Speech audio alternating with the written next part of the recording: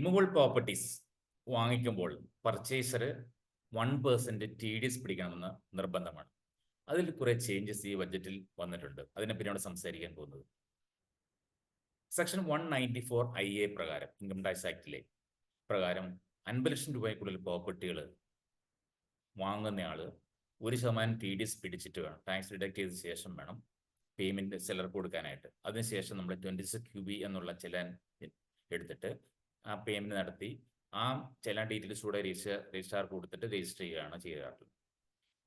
അപ്പോൾ പല കേസുകളിലും ജോയിന്റ് ബയേഴ്സ് വരും. ഒരു 60 ലക്ഷം രൂപയുടെ പ്രോപ്പർട്ടിയാണ് വിചാരിക്കുക, 2 പേര് കൂടിയാണ് വാങ്ങിക്കുന്നത്. അപ്പോൾ അവർ ഓരോരുത്തരും പറയുമ്പോൾ ഞങ്ങൾ 50 ലക്ഷം താഴെയാണ്, അപ്പോൾ TDS ലയബിലിറ്റി ഇല്ല എന്ന് പറഞ്ഞ് ഇതുവരെ രജിസ്റ്റർ ചെയ്യുമായിരുന്നു. അത് ഒഴിവാക്കാൻ വഴിയാണ് ഈ പുതിയ ബഡ്ജറ്റ് 2024 ബഡ്ജറ്റിൽ ഈ ചേഞ്ചസ് വന്നത്. അത് ഒക്ടോബർ 1, 2024 മുതൽ അതായത് ടോട്ടൽ എമൗണ്ട് 50 ലക്ഷം, അതായത് എത്ര പേര് കൂടി ജോയിന്റ് ഓണേഴ്സ് ആണ്, പർച്ചേസേഴ്സ് ആണെങ്കിലും അത് ടോട്ടൽ 50 ലക്ഷത്തിന് കവർ ചെയ്യുമെങ്കിൽ അവർ TDS പിടിച്ചിരിക്കണം. ഓരോരുത്തർക്ക് അവരുടെ പ്രൊപ്പോർഷൻ അനുസരിച്ച് ഡിഡക്ട് ചെയ്യാം. പക്ഷേ 50 ലക്ഷത്തിന് മുകളിൽ ഇപ്പോൾ 60 ലക്ഷത്തിന്റെ കേസാണെന്ന് വിചാരിക്കുക, 2 പേര് കൂടി 30 ലക്ഷം മുടക്കുകയാണ്, ഓരോരുത്തരും 30,000 രൂപ വെച്ച് TDS ഡിഡക്ട് ചെയ്യാം.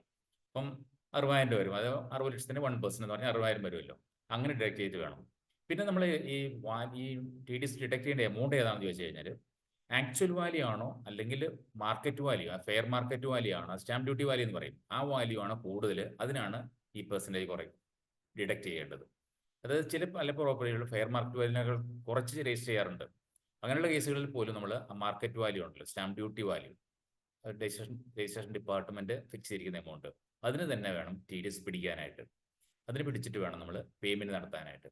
അപ്പം ഒക്ടോബർ 1 മുതൽ ഈ ഒന്നിൽ കൂടുതൽ എത്ര ആൾക്കാരാണെങ്കിലും joint sellers or joint buyers എന്നാണ് പറയുന്നത്, അങ്ങനെയുള്ള കേസുകളിലെല്ലാം 1% TDS 50 ലക്ഷത്തിന് മുകളിലാണെങ്കിൽ ഡിഡക്ട് ചെയ്തിരിക്കണം.